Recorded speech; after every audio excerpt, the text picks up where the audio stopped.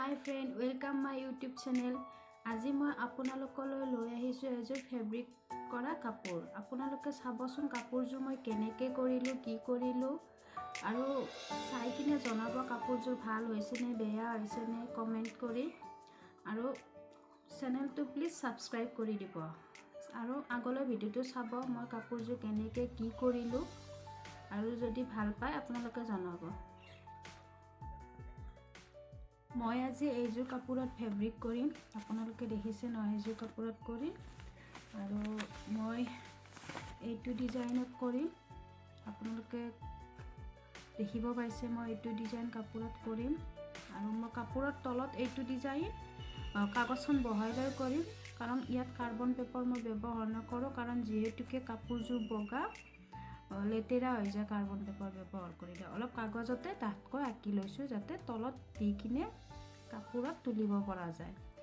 আৰু মই ইয়াত ব্যৱহাৰ কৰিম ফেব্ৰিকিলৰ এক্ৰিলিক কালাৰ। ইয়াত মই 4টা কালাৰ ব্যৱহাৰ কৰিছোঁ, 4টা ডাৰ্ক গ্ৰীণ। মই আজি এইযোৰ কাপোৰত ফেব্ৰিক কৰিম, আপোনালোকে দেখিছে নহয় এইযোৰ কাপোৰত।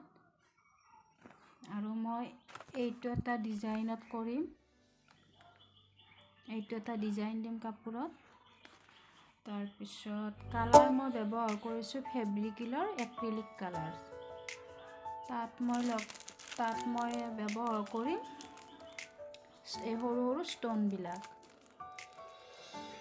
আৰু এইবিলাক 3D আউটলাইনাৰ ব্যৱহাৰ কৰিম। আপোনালোকে চাই থাকিব মই কাপোৰযোৰ কেনেকৈ কৰোঁ সম্পূৰ্ণ। এতিয়া মই কাপোৰখনত ফুলৰ ডিজাইনটো আঁকি লওঁ। ফুলৰ ডিজাইনটো এনেদৰে মই কাপোৰৰ তলত দি দিছোঁ। এতিয়া মই ইয়াৰ ওপৰে ওপৰে আঁকি যাম ফুলৰ ডিজাইনটো।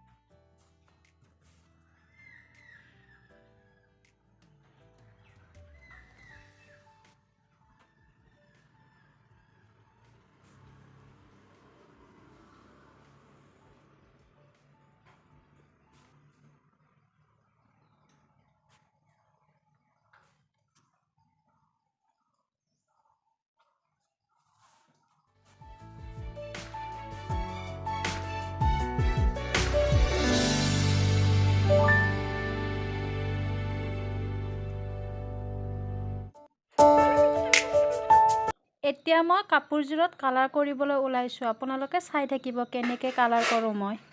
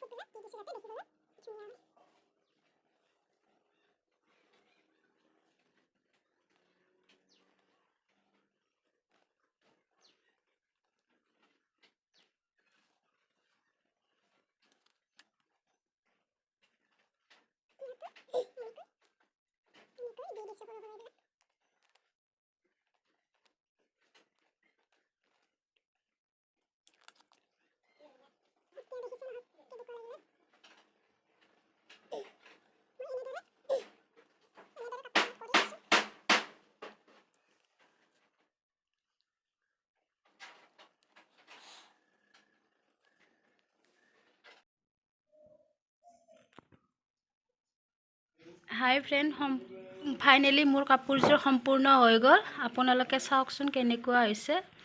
যদি ভাল হৈছে কমেণ্ট কৰিব আৰু চেনেলটো ছাবস্ক্ৰাইব কৰি দিব। থেংক ইউ, বাই।